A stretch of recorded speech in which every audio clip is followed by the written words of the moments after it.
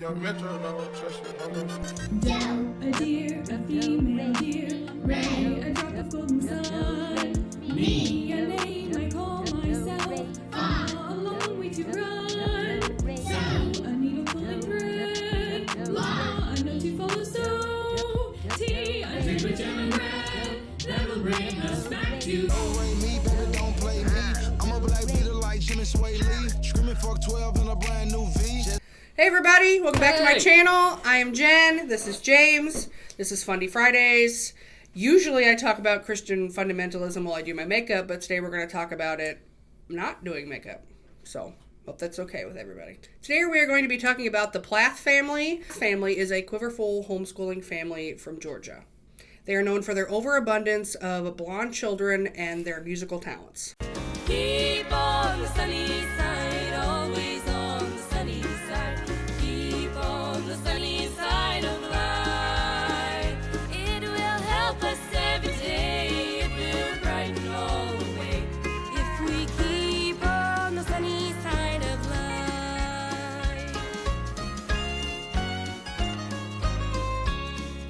Before their show on TLC, Welcome to Plathville, you could find footage of them in this documentary available on YouTube. Families need to have fun together. These days everyone's so busy with all the different activities and working and going different directions. Nobody has time to get together and do anything fun together as a family. And I just think that's sad, and I think it's really important for families to try to get together, figure out what your goals are, what your common purpose is as a family, do something productive together, but also have fun together. It's just so fun to make music together. My favorite thing to do together as a family is music. I'm not saying everyone should do music, everyone should start a band, our family's different than your family, but find what it is that your family can do together. In musical harmony, you have two different notes that vibrate in accord with each other, so they sound good together. When the harmony's off, there's a clash there with the sound waves, and nobody likes that.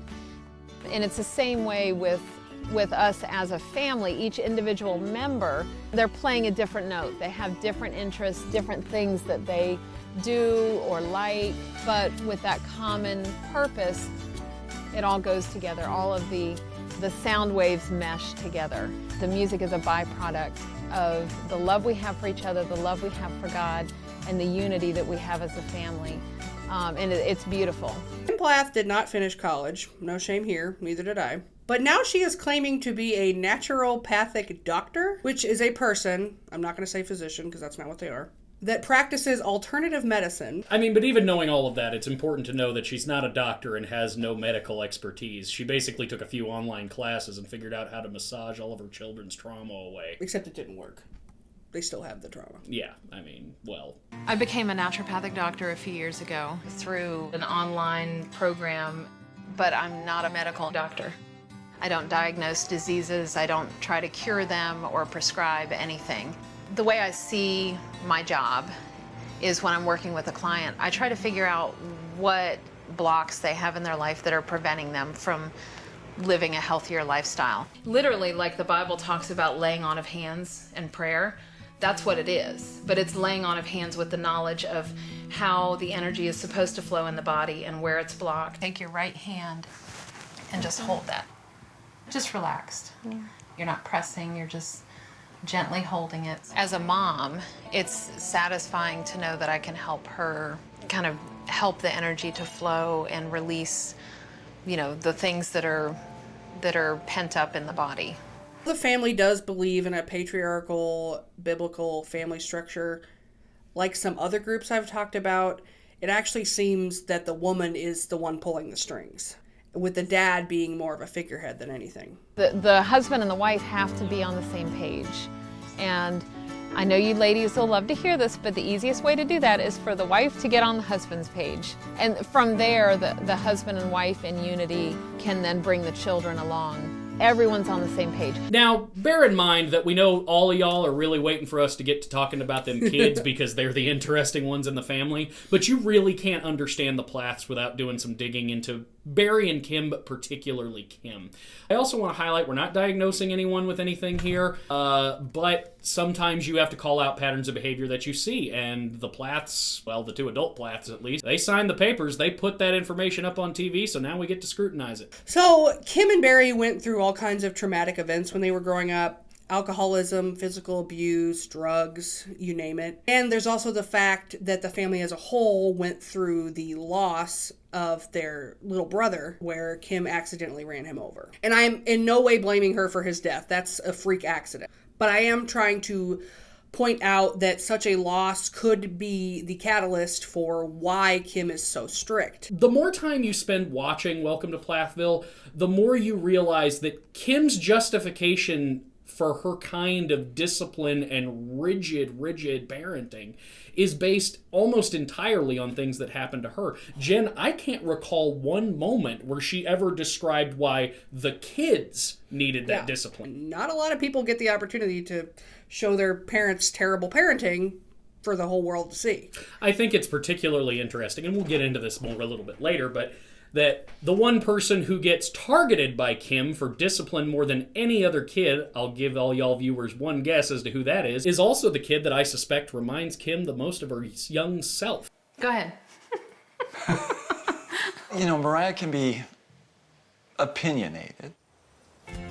I've always been really different than the rest of my family. Nothing against my parents. Like, I love my parents, but I don't agree with everything they say and think. Mariah's preoccupied with listening to music and doing her makeup. Yeah. Hosanna and Lydia are more like the perfect ones. She's wired differently. It's not so much rebellion. It's more, if you say I can't, I will do it just to prove that I can. So these kids have little to no contact with the outside world, and they have no idea about anything in secular pop culture. And generally, they've just been raised to fear secular society. And regardless of whatever trauma Kim went through is not an excuse to treat her children this badly. I think what everyone saw last year on the first season was us trying to reconcile at all costs. And that include like laying aside personal boundaries.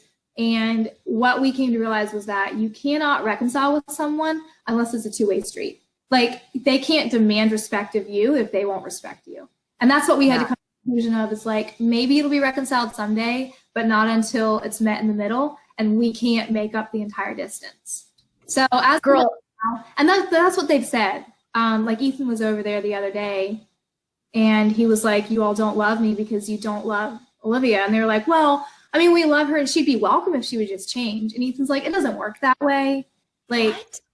So as of right now, we're just like, you know what? We're just going to move on and cut toxicity out of our lives. Like, maybe someday. But I mean, Kim's also told me that, like, she doesn't have a desire to, like, have a relationship with our kids. And so we're like, we'd rather just, like, move on and have our own life and, like, that seems against her, like, beliefs and religion. Like, that's totally against. That's not what God would ever, right? That's contradictory. Like, I don't understand. I can't figure a lot of things out.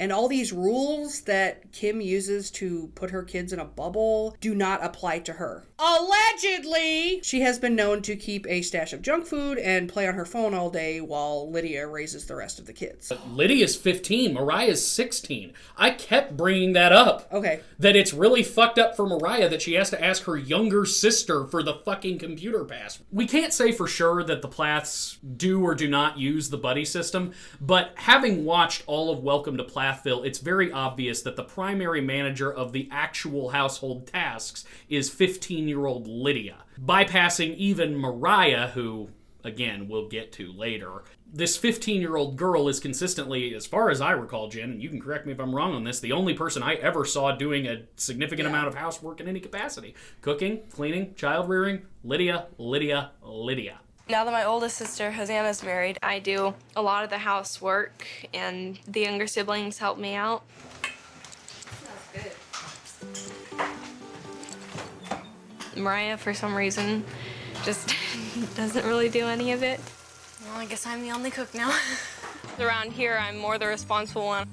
I'm not bragging or anything, but that's just my personality, I guess. It's usually up to me to make sure everything gets done. So Lydia, what do you like to do for fun? Well, I'm not sure. It becomes pretty clear throughout this show that rather than going to therapy and processing her own trauma and learning to cope and reconcile with the things that happened to her in the past are things that are quite disinteresting to Kim. Instead, she finds it much, much more soothing to simply trick herself into believing that locking her children away in a bubble will prevent them from ever dealing with what happened to her, and that's fine, I guess. In reality, it will become very apparent to any viewer of this show with a critical eye that Kim really needs to do a better job of taking care of herself, because she's taking out, at least it seems, I don't want to, again, I'm not here to diagnose anybody, but it seems very apparent, and Jen and I both were screaming this conclusion by the end of the show, that if Kim went to therapy and realized why she was so scared of her children interacting with the outside world, it probably wouldn't scare her that much anymore. And it's really, really unfair to assume that your children will maintain that life when they obviously haven't experienced the difficulties that you did, when they've barely experienced any difficulties outside the home. Kim used parenting to soothe an unrelated mental trauma. It comes across that it's destroying all of her relationships with her children. At the same time, it's hard to feel incredible sympathy for Kim because of the incredible amount of parentification that she enforces on her daughter, Lydia. We're going to talk about Lydia and Hosanna, which you don't see in the show. We need to talk about parentification. Parentification is the process of role reversal whereby a child is obliged to act as a parent to their own parent or sibling. In extreme cases, the child is used to fill the void of the alienating parent's emotional life. Two distinct types of parentification have been identified technically: instrumental parentification and emotional parentification. Instrumental parentification involves the child completing physical tasks for the family, such as looking after a sick relative, paying bills, or providing assistance to younger siblings that would normally be provided by a parent. Emotional parentification occurs when a child or adolescent must take on the role of a confidant or mediator for or between parents or family members. Can I do a thing here? Personally, I think it's really important to highlight that we saw both of those kinds of parentification being laid on poor Lydia's feet in this show. I don't honestly remember seeing Kim complete a household task in the entire filming period of the show. I really don't. Lydia, that's about half the time you see her on screen. And I refuse to believe that Kim and Barry weren't allowed to screen this before it went to air. So if that's the best you could muster, then imagine what else they got on camera. But another thing that I thought was interesting was that in terms of emotional parentification, that I think we saw laid on Lydia, of course, but also all of the kids. Now this is only on the TV show. We obviously don't know what happens behind the scenes, but it seems on the TV show that any type of squabbles or emotional maturity or anything like that came from the siblings to the siblings. Mm-hmm. There's a scene where Lydia and Mariah are confronting each other about the cleaning, and they work through the fight and come up with a conclusion on their own. Something that you would expect a mom to teach the kids how to treat each other. After the 2 days with my mom on the college tour, I have a lot to think about for what I'm supposed to do next. Oh, wow, Mariah, you're cleaning. I'm proud of you.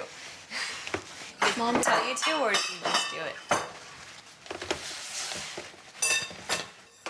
So are you able to talk today? You're speechless. Not after an insult like that. I was kind of annoyed because, like, everybody's always like, Mariah doesn't do chores. I do some. I'm just surprised. Why? She is most of the chores. Yeah. It usually ends up on me to do most of the cooking and cleaning. There have been a couple times where I've been like, why aren't people helping me? Like Mariah's just gone all the time. You can clean often, so I will be less and less surprised every time I see you. Yeah, well then you can go out of the kitchen so that you don't help. So you don't want my help? No. Did that kind of upset you? No, it's fine. There's so much pressure. I am so ready to burst. Just being me hasn't been good enough for my parents. So like, why would I stay and keep trying? Do you feel like you do a lot of the work? I don't do a lot of the work. That's why it upset me. Lydia does a lot. Because I should do more work, but I don't know, like, it's almost like, I'm sorry. It's almost like the feeling when you have so much you need to do and want to do that you don't know where to start, you don't know what to do first. And sometimes, like, it's overwhelming, and then you just, like, all the school I have to do, and it's not what you think. I don't really know why I'm crying. Why are you crying? I'm not exactly sure.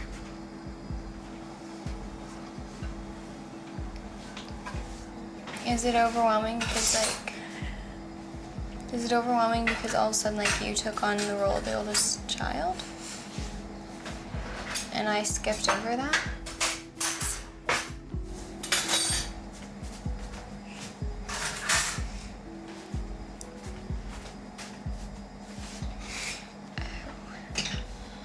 It's okay.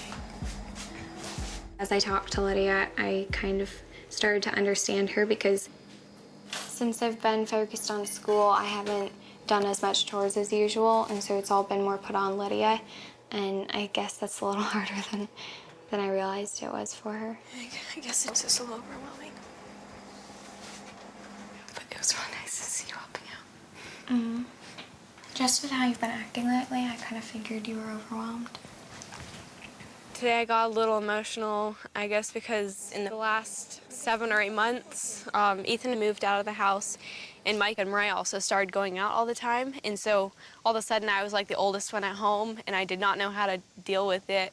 And it was just really hard. Well, I have been leaving more than I used to. I didn't know how to get rid of the emotions, and I guess I just like stuffed them down, and other stuff got piled on top of them.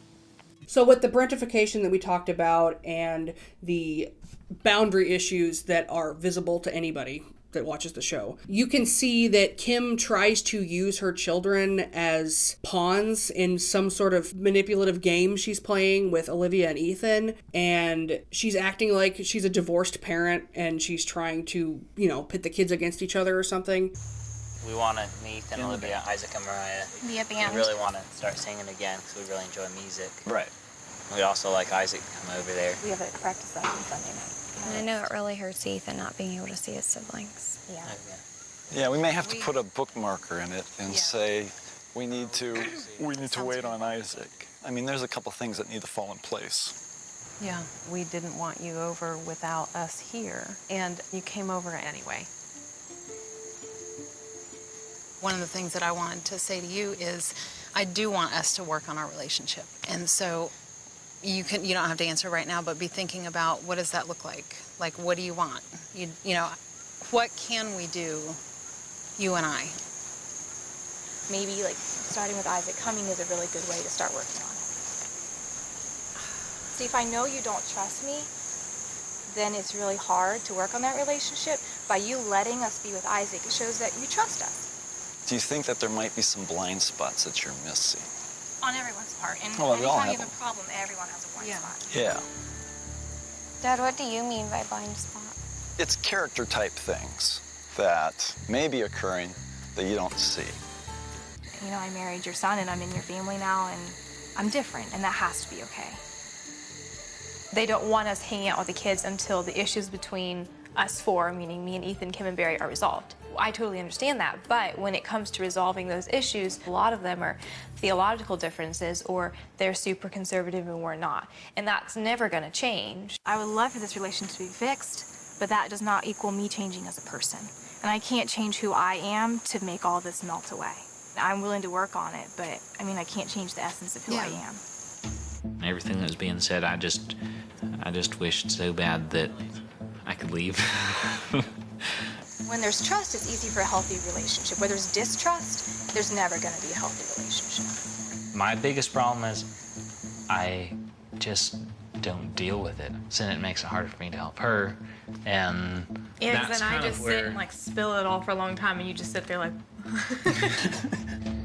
Well, I want to work on the relationship. I want to make this better. There's a lot of crap that's in here, but this is my major one way. Trusting us to spend time with Ethan's siblings. So the debate in the driveway with my parents and Olivia over Isaac being in the band and all, that really kind of blew up or was a breaking point. We can't practice without Yeah, we need Isaac to practice. It's been very hard on us to not be able to see them, so. Well, I don't have an answer right now. You know, when I put something out there and it's not readily received, you know, it's feedback to me that says, hey, though they may not get it now, I think there may come a time where they will understand. I call it letting it simmer. Some stuff you really got to let simmer for a while.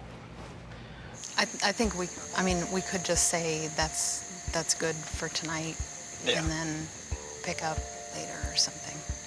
How about we do Sunday night, just us four with the sound equipment, and then during the next week we can talk about Isaac. That sounds Because good. it's probably going to need some time to work. Yeah. And I still think that there's issues that you and I need to talk through. Okay, we'll do that. We'll just do what we can Sunday night, and then we'll come back and ask for Isaac again. Mom's always been used to just being able to be in control of everything, and then with Olivia, she's like losing control. Anyways, we should go before everything closes and go on our date, but you guys can think about it. Just that is my number one way.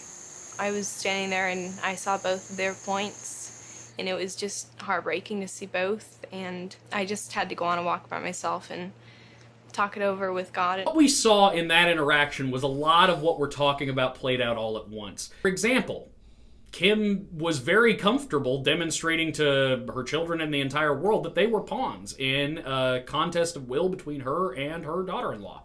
You do what we want, or you don't get to see the only friends you've ever had for your entire life. Pretty simple. Also saw a very painful and unfortunate panic attack from Lydia. We're not going to show it here, but if you watch it, you will see someone who clearly does not have a healthy or reasonable understanding of their role inside the family structure. Lydia understands that her mother is putting her in a position where she's going to have to make a choice between her older brother and his wife, who she loves dearly, and the rest of her family. Lydia is smart. All these kids are smart. They know what's going on, and that's why, at least in my opinion, and from what we heard on tape, that panic attack occurred.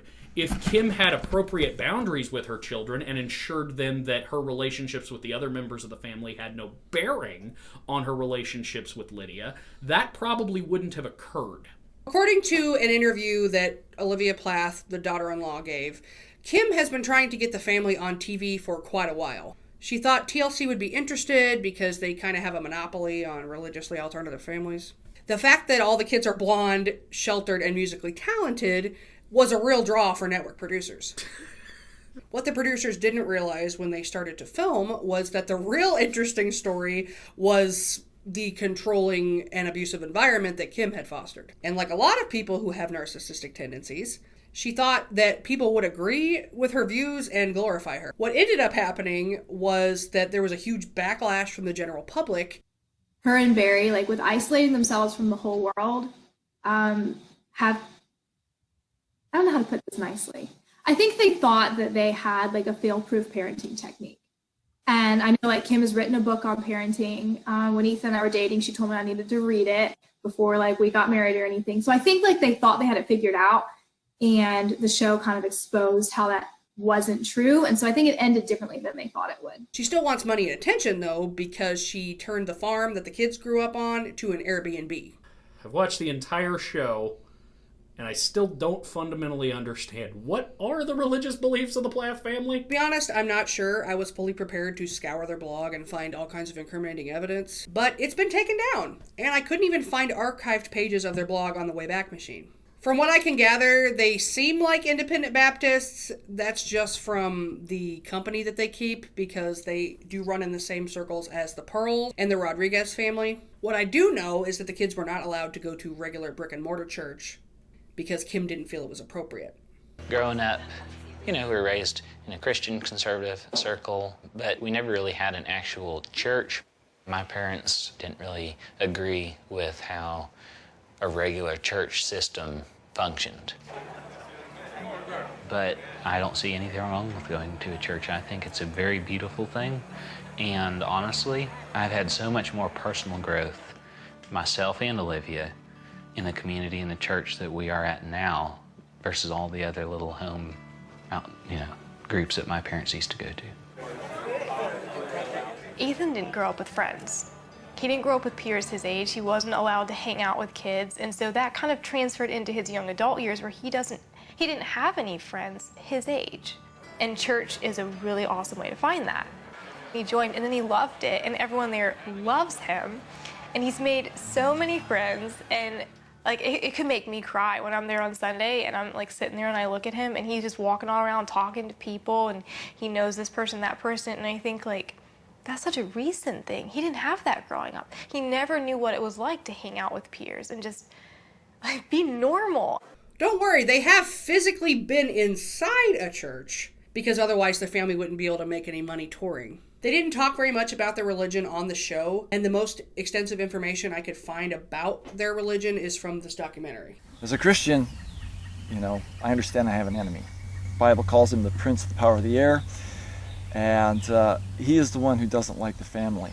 Jesus said, a house divided cannot stand.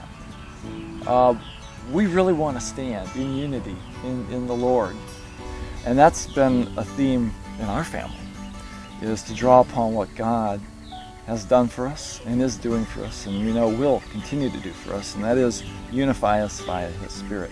Family unity is important because it gives a good picture of what God's design is for the family. God's design for the family isn't for everyone to be scattered and doing different things. God's design for the family is to be one body in unity, and that doesn't mean that we're all doing the same thing. He might be working his job and I might be carrying out what he wants done, and the children, doing different things so that the household functions, so that our overall goals as a family can be met. And I see the whole family is how God has designed it, a man and a woman, children. You need the members of the family to all do their job and their part to make the family function. And then you need all the different families to function together to make a society function. I made a joke at the beginning of this about their religious beliefs, but in all seriousness, one of the things I found the most fascinating throughout our viewing is that unlike the other two major TLC Fundie shows that we know of, religion doesn't even so much take a back seat in this one as I think it was just straight Home Alone and forgotten. Like, it never comes up. It's interesting that despite being on TV, the Plath children have been remarkably isolated from the rest of society. They did not participate in any brick-and-mortar church services that they weren't paid to be at. They didn't watch TV, didn't go to amusement parks. All of their schooling was at home. They didn't drink carbonated soda. Anything that you think of as mildly vice-like fun, the Plaths didn't do. It was just a good reminder to me that even though we both grew up in conservative homeschool families, people do things so different. Where's that quote from? From Cinderella. Do you recognize it? Really? I took him to his first basketball game. I took him to his first time in the movies. Since we've gotten married, it's been a long process of introducing him to all these different things and just letting him get his feet wet and see what he thinks about stuff. Olivia has introduced me to some TV shows. She watched more TV growing up than I did. We didn't ever watch TV shows. One of the big ones that we've been watching lately is Friends. It's a really funny one, I like that. Ross and the little monkey, and I think my favorite actor in Friends would be Chandler. He kind of seems like he does stuff I would do. Obviously, some of the children have started to rebel. Once they leave the farm to pursue work, which they have to pay rent, so they have to work, they start to realize things. And I feel like this year is really about the year of just realizing stuff, and everyone around me, we're all just realizing things. And when the kids wise up, Kim, like any narcissist worth her salt, or should I say Mrs. Dash, because they're probably not allowed to have salt, reminds Mariah that they have provided her with a roof over her head and a nuclear family, so she can't possibly have it that bad. I do need to talk. To be honest, when you act like you really can't stand to be around me, it makes me not want to ask you to go spend a day with me doing something fun, because I think that's the last thing that you'd want to do. It's typical teenage behavior, not wanting to be around your parents, but I haven't seen that in the other children. I think personality might be part of why Mariah doesn't really want to be around me, but I think there's more to it than that. In order to overcome our differences, we need to communicate a little bit more. Yeah. Maybe kind of the right kind of communication. Because, like, a nosy, untrusting kind of communication is not the kind of communication I need. It seems like whenever we talk, she doesn't like me because she has bitterness with how she was raised or whatever. As a mom, that really hurts. I hate that. Trust is earned and built. And it's not broken by doing nothing. Okay. My whole life, it's been like that. Like, you just didn't really trust me. It seemed like you trusted everyone else, Hosanna and Lydia. But you never trusted me. I think I have trusted you as much as Hosanna and Lydia. They just never challenged me on it or gave me a reason not to trust them.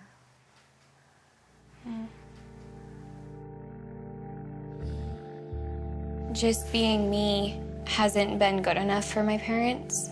It's not like I think they don't love me, but I feel like they don't accept me. And they can tell you that they love you a lot, but then, like, actions speak louder than words. I don't ever remember being very close. Ever. Do you resent me for that? Maybe. Mariah and Micah, to a lesser extent, seem to understand that they're at a major disadvantage, and they're willing to put themselves in uncomfortable situations, like rolling down Castro Street in a golf cart. I don't know if you can see all the kind of rainbow flags around. That's the symbol for the gay movement. I knew that the rainbow colors symbolized the gays, but I didn't realize that that was where everything started. So we're on the corner of Castro Street and Market Street, and actually that bar to the left, that was the first gay bar in San Francisco that didn't black out the window. When he was explaining to us about the Castro district and how it started, it was definitely like a huge learning experience. It's like I'm going back to school. They kept the windows clear so everyone could see the patrons inside as a statement of their pride in themselves.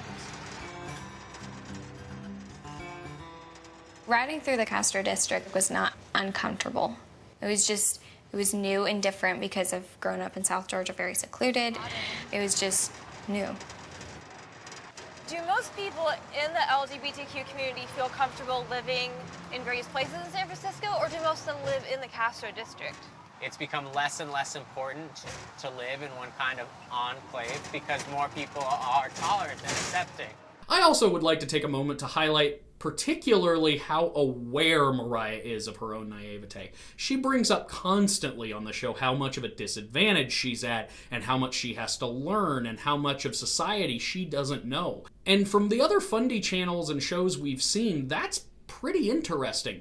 Most of these kids who are isolated and raised in these strict households assume that that's a norm, or at least that it's positive if it goes against the grain. Mariah is aware that her parents put her at a disadvantage when it comes to entering the real world. She's anxious to correct that and dedicated to the cause. Throughout the show, she routinely takes herself outside of her comfort zone, not even willingly, but enthusiastically, trying to make up for lost time.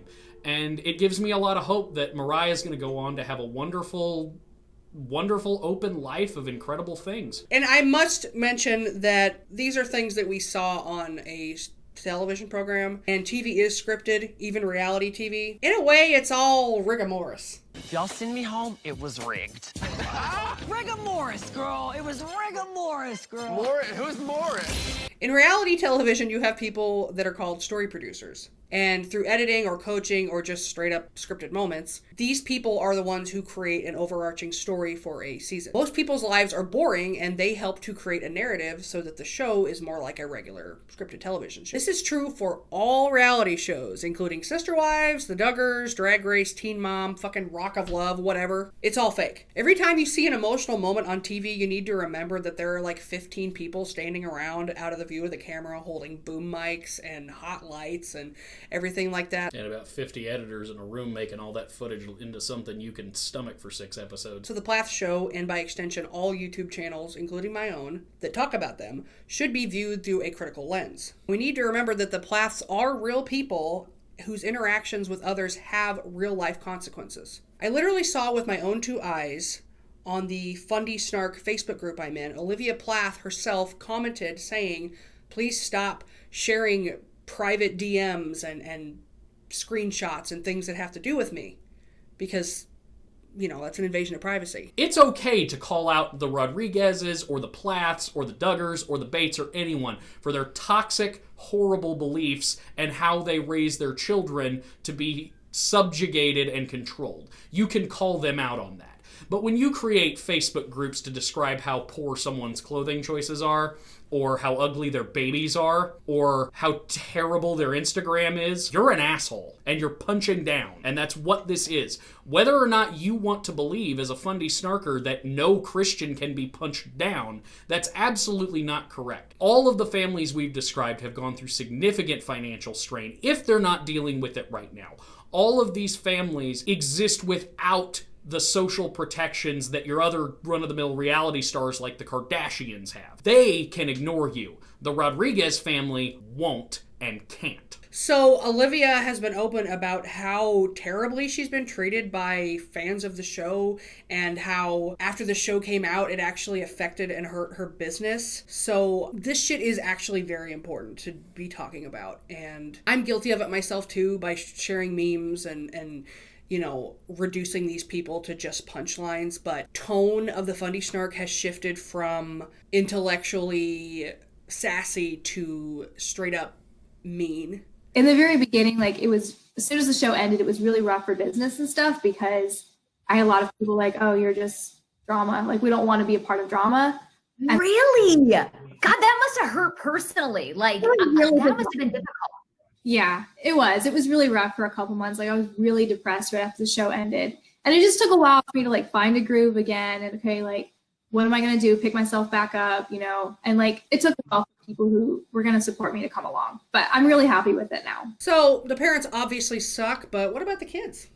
Well, despite how they were raised and all of the turbulations they've gone through, these kids seem incredibly well adjusted, and they seem to love each other a whole lot. We didn't see any laws broken, or quite frankly, even any impoliteness on the part of the kids throughout the entire run of the show. Ethan is the oldest, and he is cool as hell. He seems like a really genuine, sweet, happy person. He is very talented with mechanical things, and he knows how to de-escalate tension with his family, while also not being afraid to stand up for his wife. Something that you don't really see in patriarchal culture. He even said he was willing to move to protect her. But we can't really talk about Ethan without talking about Olivia. Ladies and gentlemen, non-binary friends, I don't do this often, but this administration would like you to know that we stand. Thank you. In all seriousness, I fucking love you, Olivia, if you're watching this. You're amazing, and I really look up to you. Olivia came from a very strict, legalistic, fundamentalist home. In fact, there's a documentary about her family on YouTube. Olivia, and I'm the fourth born of 10 children, and I just turned 19. One of the biggest benefits I can think of being part of a large family is that there's always somebody who's doing things right, even if you're doing it wrong, that can show you the right way to do it. I can think of many times where I wasn't being obedient and one of my siblings was, and I could always look at them and be reminded of what I was doing that was wrong. Another thing is that we kind of learned personal space wasn't a thing. Americans have this idea of I have a bubble and people don't get inside my bubble, and it kind of creates a selfish mindset, I think, and I'm not perfect in that area at all, but I've never had my own bedroom. I've never had my own bike. I've never had a lot of my own things because we had to learn to share. And I really appreciate now that I'm older, learning when I was really young that sharing is normal. Olivia frequently speaks out about fundamentalism and seems to be walking the walk of a true, loving Christian. She's an incredibly talented photographer, plus she's really funny. At the time, this was so not funny. I was really, but looking back, like we've laughed our heads off about it. And I remember when we were in Paris, the morning we left, I know it's like, the way we travel is you just do several things cheaper and then you get to see more. So we would stay in a cheaper area outside the city and walk wherever we needed to go. And we were like, good exercise, it's fine. So the morning we left Paris, we had to walk like an hour and a half for our train station.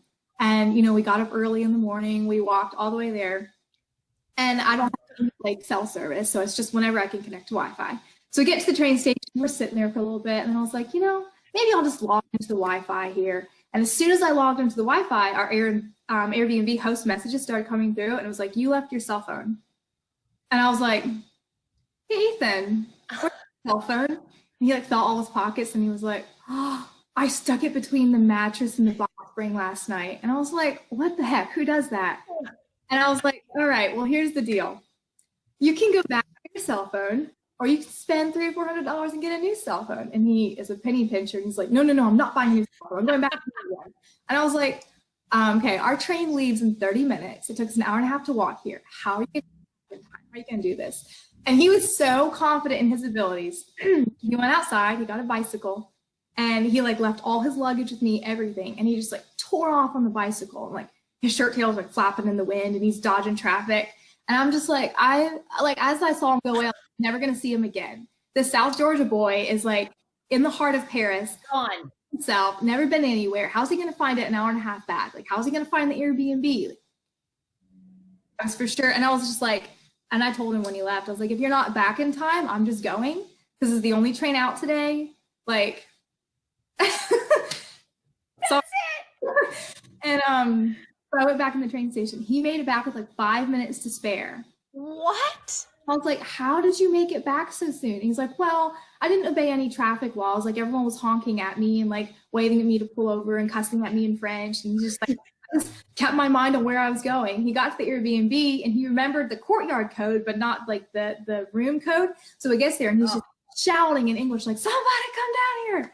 And the guy came out and handed him his phone. He's just like, thanks, and took off on his bike and came back. And he made it with 5 minutes. That is incredible. It was, at the time, it was quite not incredible. But now it's very funny. Now, I'm going to say something real quick here, too, just in case Olivia is watching, and also because I yelled at Jen a lot while we were watching the show.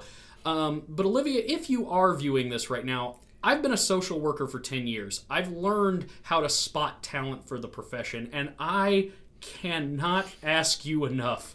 Please consider a career in social work. Throughout the entire series, what I saw from Olivia was a kind of emotional maturity and emotional literacy that very few people have. Naturally, or at least well practiced. Yeah. Olivia understands how to phrase her emotions in a way that disarms people who would otherwise want to create a two-way conflict. I think it's part of the reason why Kim doesn't like her so much. It's like she's made of some sort of spongy material. All of Kim's blows don't land. And so, as Olivia is able to guide the conversation to where she wants it, which is progress and healing, Kim is threatened. I'll highlight in particular that the scene in the driveway really reminded me of some engagements I've had with some difficult parents.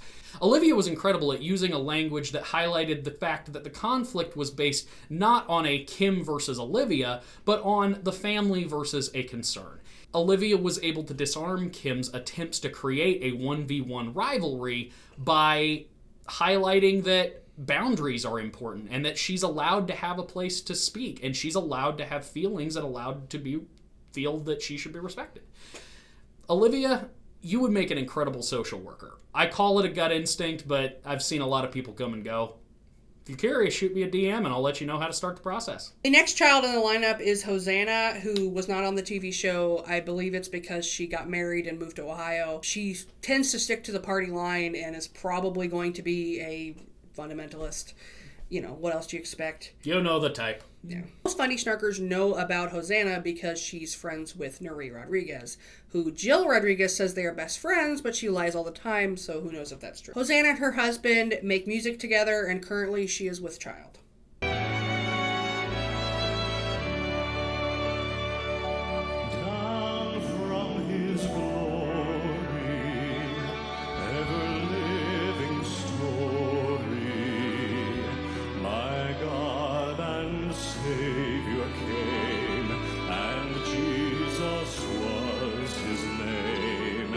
Micah is the second oldest son. He is apparently the MVP of farming, according to all the places that I found online. He explored the world of modeling on the show. Ready? Good job. Slow it down a little bit. Good. Now Do I have like a flat face? Well, it depends on who's choreographing and what we're doing. Why don't we have a cue, that right there. That's good. And then when you get to the end, you kind of smirk, like, yeah, I know I look good. Oh, yeah. Right? It's got to be attitude. You got to have attitude. You got it? Mm-hmm. Okay. You're doing good. Good. The thing I liked about walking the runway was acting cool. It gave me a little bit of confidence. I know I have a long ways to go.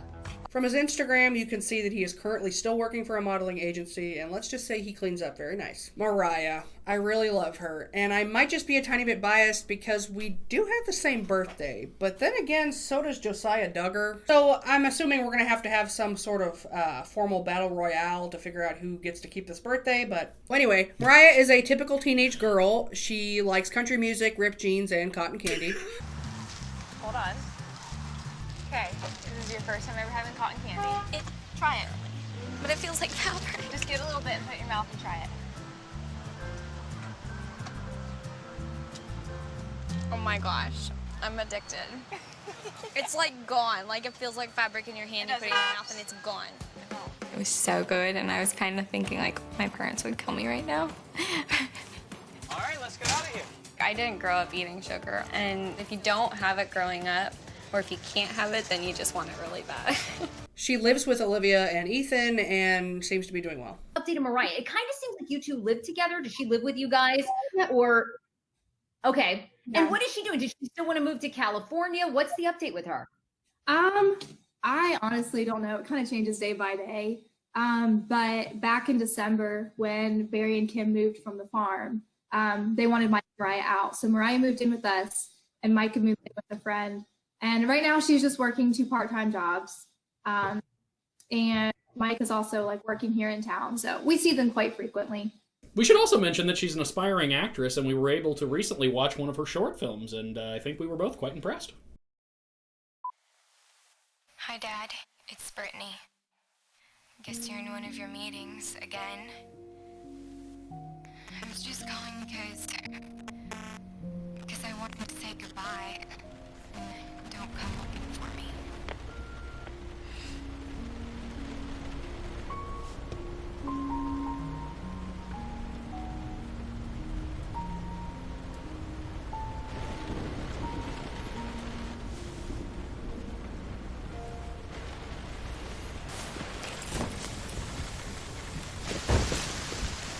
Do you have a phone I can borrow? No signal.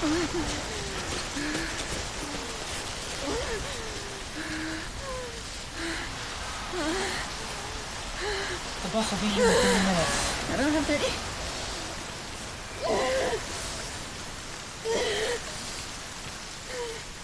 I've only got one seat.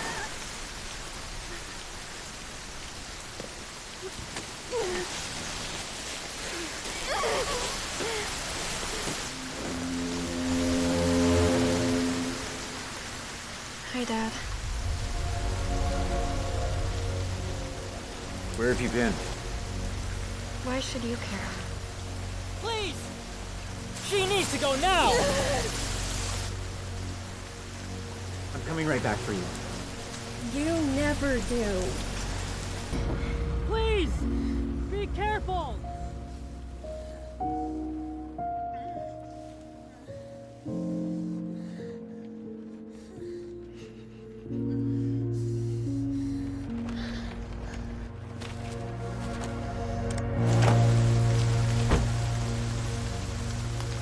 Take it. You should be there.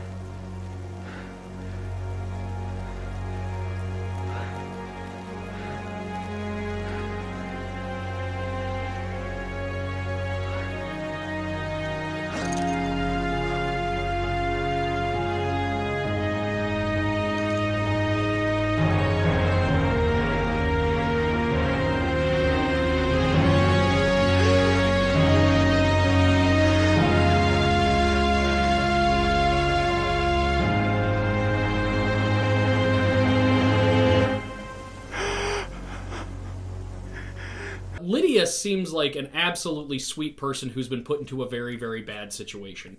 As the clear golden child of the family, Lydia is often tasked with the lion's share of the household chores, along with the emotional labor involved in raising 11 kids, or however many there are. But through all of that, it's very interesting to see that Lydia's genuinely sweet personality has still allowed her to have great relationships with her siblings. And despite the fact that most of the sibling conflict in the show seems to center around Lydia and Mariah, they always make up and do genuinely seem close. It's just sisterly squabbling. Difficulties that Lydia struggles with are based less in who she is and much, much more in the position her mother has put her in. Isaac is a cute little in-betweener and was featured on the show as a sort of pawn to be played by Kim.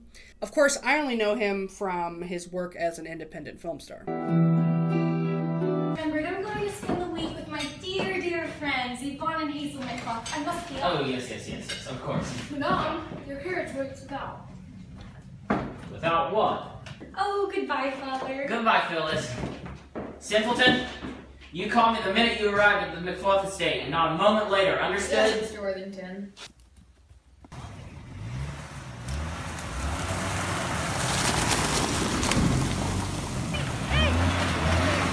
Wait! Hey!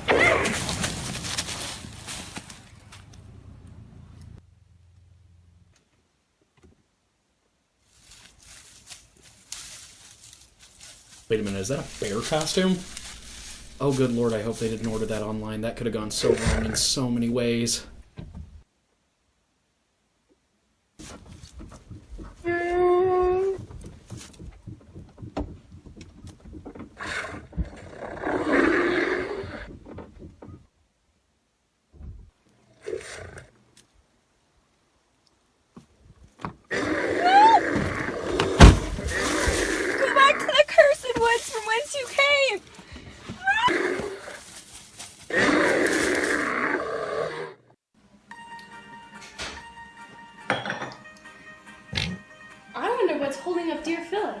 Goodness knows! She was supposed to be here an hour ago. But not everyone can be as punctual as us. If she skips out on us on purpose, I will be most upset. Oh, wouldn't that be horrible, Georgie? Oh, sister dear, what did he say? Are you okay? What did he say? Oh, it was too horrible to repeat. Oh, sister dear, let me take you for a drive. You need some fresh air. Oh my! How many biscuits have you been eating? You're getting heavy. I have not. Oh.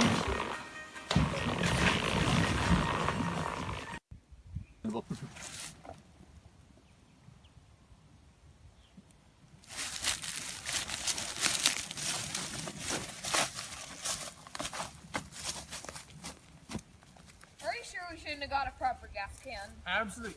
Plastic is positively dreadful for the environment. You see, if we've got a regular plastic gas can, it might get stuck on some poor little animal's head, stuck on it, and then you'd have to be amputated.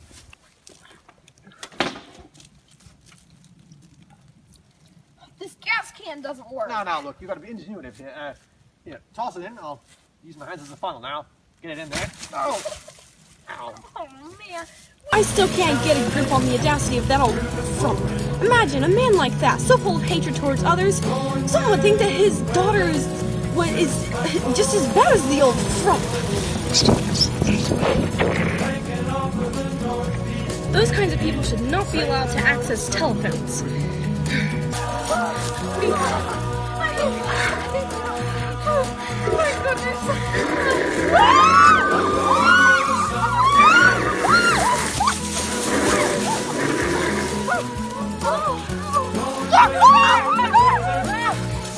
Don't worry, lady. I'll save you. Let the doc worry about his own blood pressure. I'm off.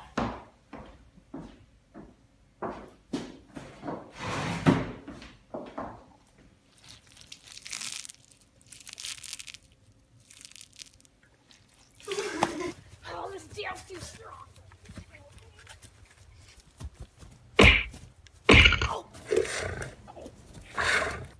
Makanunahuna. Munahuna. Sama minimu. Gunungunahuna. Zunk. Zunk. Hey, I do believe they're trying to communicate with us. Oh, get back here!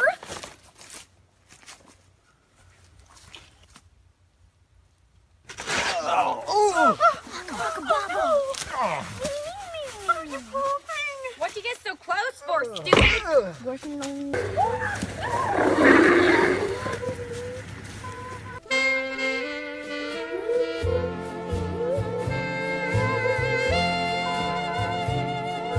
And there's the little girls, they're cute little tater tots, whatever. The only thing I know about them is this weird ass story that Kim tells about Mercy's birth.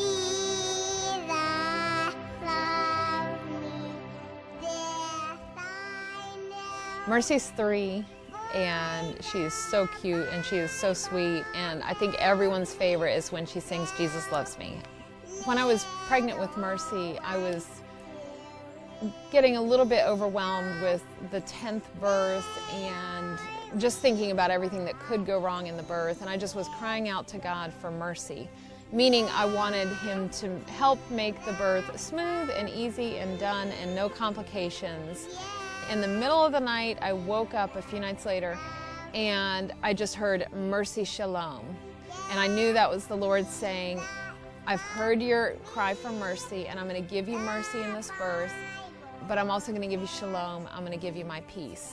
Sure enough, her birth was quick and simple and done, but I also knew if it was a girl, that was going to be her name, Mercy Shalom. So that's our Mercy. In conclusion, there is not that much Plath content to even glean from. The parents are clearly doing a piss poor job, but luckily the kids are smart and use the platform of the TV show to shine some light on their unfortunate situation. If you want to watch Welcome to Plathville, it is now streaming on Hulu, which is great if you're like me and you already bought all the episodes off of Amazon Prime last week. And as a final thought, I'd like to send a direct message to Kim Plath here. Kim, you still have a chance to save your relationship with your children. It's not too late. You can fix this. Yes, you went through a lot of trauma and you took all of that out on your children. And when they challenged that, you kicked them out and pitted them against each other and used them as pawns against their siblings who were their only friends and, you know, all that stuff. But you can recover this. All you have to do is admit fault and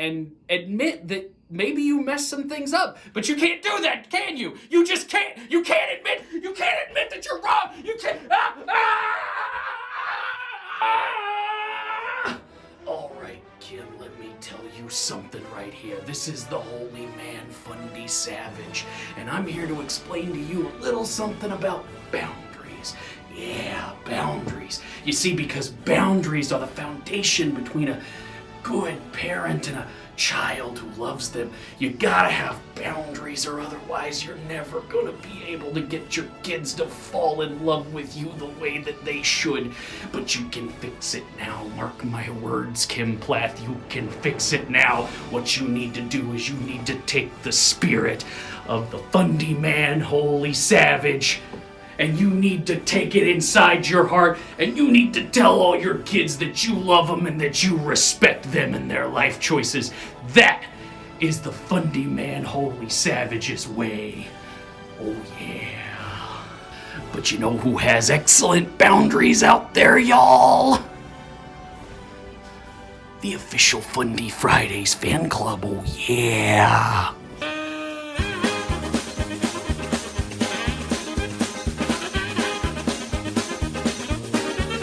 Shouts out to all of my patrons, and thank you Sylvia K, Courtney G, Katie F, Tara D, JM, Lizzie P, Emily H, Aubrey W, Kim A, Mandy N, Kaylin A, Ellen R, Chick P, Kim S, Debbie S, Lisa O, Wendy F, Ashley C, Jess L, Mel B, Liberty L, Deontay, Mara G, Hillary P, Andrea M, Kimberly A, Sarah R, The Myth, Christy S, Turduckenrath, Causalotto, Kate B, and Ashley D. Thank you guys for watching. I just do want to say that I'm launching a Discord server called the Jennanites Forum, and it's for people who maybe have a bad taste in their mouth from Reddit, Facebook. Let's just say it's going to have a different vibe. Please, if you can, consensually smash that like and subscribe button. Follow me on all the internet websites. Subscribe to my Patreon if you really want to, and have a very blessed day. If I were gonna, if somebody wanted to kill you, then they would put like sardine oil all over you, something that the cat wants to eat, not something the cat wants to drool on. Investigation indicated Carol had left Wildlife on Easy Street to drive to a nearby store named Albertsons to pick up some milk byproducts for the cats. This is at 3 o'clock in the morning. There's no way that I can finally say, see, I didn't do it.